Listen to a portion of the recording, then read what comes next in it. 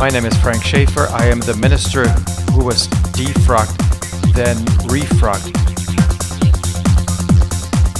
Methodist pastor punished for presiding over his son's same-sex wedding. He is the minister willing to give it all up for his son. Pastor Frank Schaefer of Lebanon, Pennsylvania, was found guilty by a jury of 13 ordained clergy members. The charges: performing a gay wedding. In its book of discipline describes homosexuality as incompatible with Christian teaching. What is my crime? I blessed two people. Times are changing, and we no longer believe in a flat earth. Jesus Christ never once mentioned homosexuality. If you have a gay child, please know they're going through an extreme struggle, and you must accept them and just love them, because otherwise you might lose them. Thank you so much for coming and talking to us about love and acceptance. Today, the United Methodist Church defrocked a Pennsylvania pastor for refusing to change his view on marriage equality. Reverend Frank Schaefer. Spokesperson John Coleman read a church statement explaining the move against Schaefer. He no longer holds the ministerial office. You've now been defrocked for performing your own son's marriage to a man. Is it worth it? I would not change. I could not have said no to my son. Today I'd like to share a little from my book, Defrocked.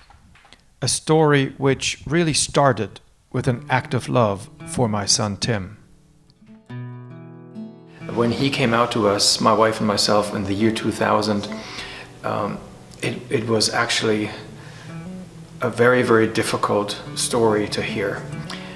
Faith was so important to him. He got active in the church very early on in the youth program. He actually preached on youth Sundays. He went with us to the prison ministry we held once a month. He played on our worship team. He was very active, and faith was very important to him. So when I took him to a church conference once when he was 13 years old, he was already struggling with his sexual orientation. Unbeknownst to me, there was a debate on the floor that year about homosexuality, and the message he took away from that was that his own church, the United Methodist Church, was saying that you can't be homosexual and go to heaven. And it really began a dark, dark journey for him, where he cried himself to sleep most nights, he shared with us, praying to God, please take this away from me. I don't want to be homosexual. I don't want to go to hell. It was so bad that he wanted to end his life at one point. When he shared his story with us, my wife and I just lost it. We were totally in tears. And we hugged him and said, look, you are our son, and that's never going to change, and we're going to love you, whatever. And then we said something like, look, obviously you didn't choose this for yourself. You tried to pray it away unsuccessfully. So isn't this proof that God wanted you to be gay? Because you were created in the image of God just like everybody else. And it took my son many years to actually accept himself for whom God had created him to be, a gay man. But he did, and he met somebody. He met Bobby when he was in college, and they fell in love and they got engaged. And when my son asked me, I couldn't have refused him. I could not have refused him, because the church had harmed him before, and I was still a representative of that same church.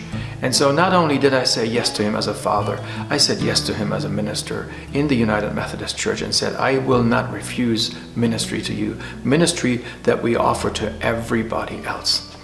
And so I performed his wedding in 2007 in Massachusetts, about 300 miles away from my church in Lebanon County, my little United Methodist Church I was serving. I followed my heart. The heart of a father who loves his son. When it came time for me to take the witness stand at this trial, I knew in my heart I couldn't do it. I felt very nervous, so nervous I was sick to my stomach. And something incredible happened. I looked out over the courtroom and I saw all of our supporters, and I could recognize them because they were wearing rainbow stoles. And I remember looking at them, and I could feel their love, and I could feel their prayers. And and something changed in me, something happened, and all of a sudden I felt confident, and it was just amazing how the words flowed and how I was able to articulate what really was on my heart. Coming off of that witness chair, I felt a peace that I hadn't felt in years. I couldn't care less at that moment whether they would defrock me or stone me to death. I felt free for the very first time. I do tell the story in detail in my book Defrocked, and I know that you will be inspired by it. When you're done with it, consider giving it to somebody who may need to hear a message of unconditional love. Defrocked is available everywhere books are being sold, including Amazon.com and Chalice Press online.